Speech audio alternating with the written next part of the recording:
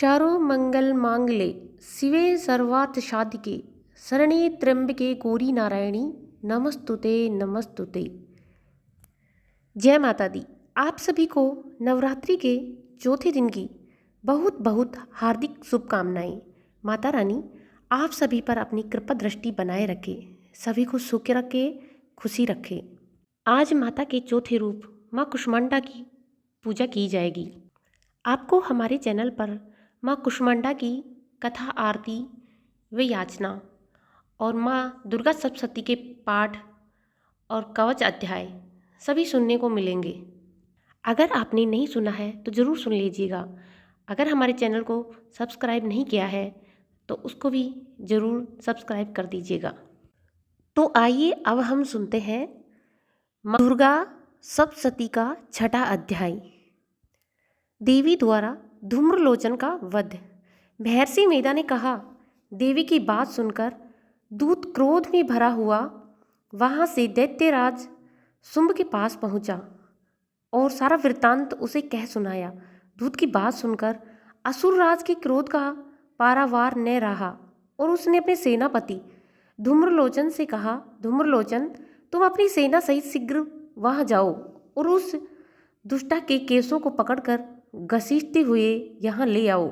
यदि उसकी रक्षा के लिए कोई दूसरा खड़ा हो, चाहे वह देवता, यक्ष अथवा गंधर्व ही क्यों न हो, उसको तुम अवश्य मार डालना। महर्षि मेधा ने कहा। शुंभ के इस प्रकार आज्ञा देने पर धूम्रलोचन 60,000 राक्षसों की सेना को साथ लेकर वहां पहुंचा और देवी को देखकर ललकार कर कहने लगा, अरे तू अभी शुंभ और निशुंभ के पास चल। यदि तू प्रसन्नतापूर्वक मेरे साथ न चलेगी तो मैं तेरे केसों को पकड़कर घसीटता हुआ तुझे ले जाऊंगा।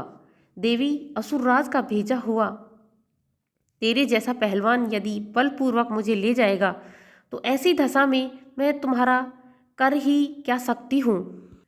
महर्षि मेधा ने कहा।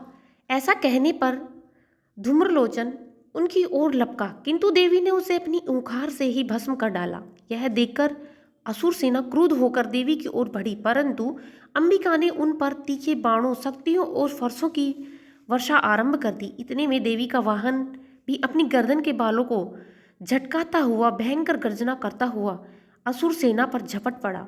उसने कई असुर अपने पंजों से, कई अपने जबड़ों से और कई को धरती पर पटक पटक कर अपने डाड़ों से घायल करके मार डाला। उसने कई असुरों के पेट अपने नखों से फाड़ डाले और कई असुरों का तो केवल पंजा मारकर सिर धड़ से अलग कर दिया।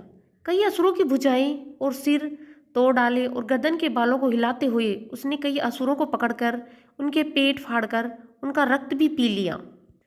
इस प्रकार देवी के उस महाबलवान सिंह ने क्षण भर में असुर सेना को समाप्त कर दिया। शुंभ ने जब यह सुना कि देवी ने धूम्रलोचन असुर को मार डाला है और उसके सिंह ने सारी सेना का संहार कर डाला है, तब शुंभ को बड़ा क्रोध आया। उसके क्रोध के मारे होठ फड़फड़ाने लगे। उसने चंड तथा मुंड नामक महाअसुरों को आज्ञा दी, हे चंड, हे मुंड, तुम अपने साथ एक बड़ी सेना लेकर वहां जाओ और उस स्त्री के बाल पकड़कर उसे बांधकर तुरंत यहाँ ले आओ। यदि उसको यहाँ लाने में किसी प्रकार का संदेह हो तो अपनी सेना सहित उससे लड़ते हुए उसको मार डालो।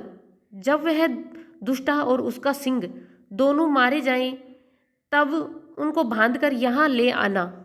इसी के साथ माँ दुर्गे सप्तशती का छठा अध्याय समापन हुआ। उम्मीद करती हूँ आपको वीडियो बहुत अच्छी लगी होगी।